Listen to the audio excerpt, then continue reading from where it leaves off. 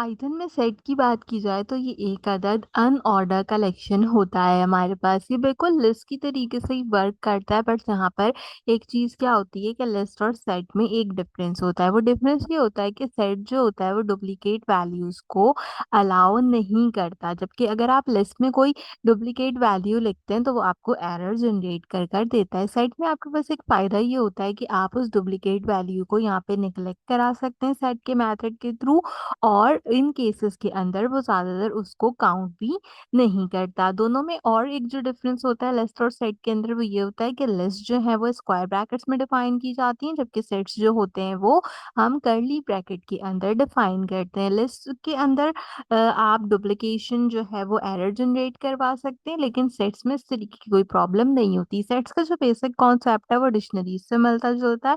अगर आपने डिक्शनरीज की वीडियोस मेरी अब तक चेक नहीं की तो मैं आई बटन पे प्रोवाइड करती हूँ, आप मेक श्योर कीजिएगा उसे ज़रूर चेक कर लीजिए। हम सबसे पहले इसके सिंटैक्स की बात करते हैं कि हम सेट को क्रिएट किस तरीके से करते हैं। जैसे कि मैं एक माई सेट बनाती हूँ यहाँ पे और इसको बता देती हूँ कि ये सेट के अकॉर्डिंग है। अब सेट मैंने क्या किया है, यहाँ पे सिंपल एम्प्टी रखा है। सिंपल काम करूँगी, मैं इस सेट को प्रिंट कराऊँगी। प्रिंट कराने के लिए हमने क्या करना होता है, हमने जो भी कंपाइलेशन यहाँ पे डिफाइन की है, आपने उसको जो है वो सिंपल प्रिंट करा लेना होता है। तो मैं जैसे ही माई सेट प्रिंट कराऊँगी, सिंपल माई सेट मेरे पास प्रिंट होकर आ जाएगा। लेकिन अगर ये एम्प्टी सेट यहाँ पर है और मुझे इसकी आउटपुट क्लास वाइज़ चेक करनी है, तो उसके लिए हम एक काम और कर सकते हैं, और वो एक काम ये होता है कि आप इसके अंदर टाइप डिफाइन कर दें। तो मैं सिंपल इसके अंदर एक टाइप डिफाइन करती हूँ। टाइप डिफाइन करने के बाद हम इसको कंपाइल करते हैं। मैं यहाँ से लिस्ट एंड सेट को कमेंट कर देती हूँ ताकि किसी तरीके का एरर हमारे पास जनरेट नहीं हो। मैं जैसे ही यहाँ पर इसको रन करूँगी पाइथन के अंदर, आप देखिए मुझे बताएगा कि इसकी क्लास क्या है। इसकी क्लास जो है वो है हमारे पास सेट। क्यों? क्योंकि मैंने टाइप का यूटिलाइजेशन किया था। अगर मैं टाइप का यूटिलाइजेशन नहीं करूँ और सिंपल सेट को प्रिंट कराऊँ तो ये सिंपल सेट मुझे प्रिंट कर कर दे देगा। आप सेट में कुछ भी चीज़ जो है वो जनरेट करा सकते हैं, इससे रिलेटेड कोई प्रॉब्लम यहाँ पर नहीं होती। अब हम सेट के कुछ मेथड्स के बारे में बात करते हैं कि सेट के जो मेथड्स होते हैं वो किस तरीके से यूटिलाइज किए जाते हैं। सेट के अंदर टोटल 4 मेथड होते हैं जिसका आपने यहाँ पर यूटिलाइजेशन करना होता है। ये बिल्कुल लिस्ट के मेथड की तरीके से ही वर्क करते हैं, इसमें ज़्यादा कोई चेंजेस नहीं होते। मैं एक लिस्ट बनाती हूँ जिसको मैं फ्रूट्स का नाम देती हूँ, एंड यहाँ पर हम इसके अंदर कुछ एलिमेंट्स रखते हैं। जैसे कि मैं इसके अंदर एक एलिमेंट रखती हूँ एप्पल, दूसरा एलिमेंट मैंने इसमें बनाना रखा है। आपने इसके अंदर अपनी अकॉर्डिंगली जो भी एलिमेंट रखना चाहें आप वो इसके अंदर सिंपल रख सकते हैं। और जैसे हमने बात की थी कि हमने एक एलिमेंट क्या रखना होता है, डुप्लीकेट रखना होता है। तो एक बार मैंने एप्पल को डुप्लीकेशन करके यहाँ पे रखा है। अब मैं सिंपल प्रिंट की कमांड का यूज करूंगी और इसके अंदर फ्रूट्स को प्रिंट कराऊंगी। तो जैसे मैं इसको फ्रूट्स को प्रिंट कराऊंगी ना, आप अपने टर्मिनल में देखिएगा कि ये क्या करेगा, सिर्फ Apple, orange, banana and kiwi को प्रिंट करके देगा। लेकिन क्या कर रहा है यहाँ पर, ये कर रहा है कि एप्पल को एक तो इसने निगलेक्ट किया, और दूसरी चीज क्या की कि जैसे मैंने ऑर्डर लिखा था इसने उस ऑर्डर को चेंज कर दिया। आना चाहिए था एप्पल, बनाना, कीवी, ऑरेंज, लेकिन हमारे पास आउटपुट क्या आया, Apple, orange, banana and kiwi. तो सेट में क्या होता है कि ये अनऑर्डर्ड कंडीशन होती है जिसके थ्रू ये हमारे पास चीजों को यहाँ पर कंपाइल करते हैं। इसी सेट के कुछ मेथड्स चेक करते हैं। जैसे कि सबसे पहला मेथड यहाँ पे ऐड का मेथड होता है। तो अब मैं सिंपल काम करूंगी, इस फूड वाले ही एप्लीकेशन को यहाँ पे कंसीडर करूंगी, एंड कंसीडर करते हुए हम इसी को सिंपल यहाँ पे डिफरेंट मेथड के लिए यूटिलाइज करेंगे। तो सबसे पहले ऐड की बात करें तो यहाँ पे हमने अपनी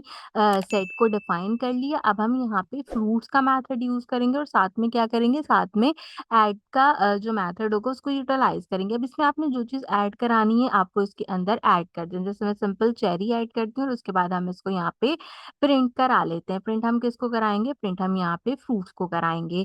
तो जैसे मैं इसको प्रिंट कराऊंगी आप देखिएगा कि अनऑर्डर में cherry, orange, banana, Apple and kiwi print कर कर दे देगा। तो ऐड के मेथड के थ्रू इसने क्या किया, इसने यहाँ पर एडिशन कर दी चेरी की मेरे लिस्ट के अंदर। दूसरे मेथड की तरफ चलूं तो दूसरा मेथड है मेरे पास यहाँ पर रिमूव का। अच्छा, रिमूव का एलिमेंट जो है वो क्या करता है, यहाँ पे ये चीज़ आपके लिए समझना बहुत ज़रूरी है। जो हमारे पास यहाँ पे रिमूव का एलिमेंट होता है वो डॉट रिमूव करके आप इसको यूटिलाइज करेंगे। डॉट रिमूव के एलिमेंट के थ्रू आप क्या कर सकते हैं, आप डॉट रिमूव के एलिमेंट के थ्रू अपने स्पेसिफिक एलिमेंट को रिमूव कर सकते हैं। लेकिन अगर वो एलिमेंट नहीं मिलता तो ये क्या करता है, ये उसको यहाँ यहाँ पे ऐसा एरर जनरेट करता है। सबसे पहले हम इस वाली लिस्ट में से बनाना को रिमूव करने की कोशिश करते हैं, इसका आउटपुट देखते हैं। तो देखो आप यहाँ पे कीवी, एप्पल एंड ऑरेंज हमारे पास बनाना के अंदर जो है वो कंसीडर होकर आ गया है। मैं एक बार टर्मिनल डिलीट करके वापस इसको रन करती हूँ। तो देखें एप्पल, कीवी एंड ऑरेंज तीनों चीजें मेरे पास प्रिंट होके आ गई। ड्यूल एप्पल भी रिमूव हो गया और बनाना भी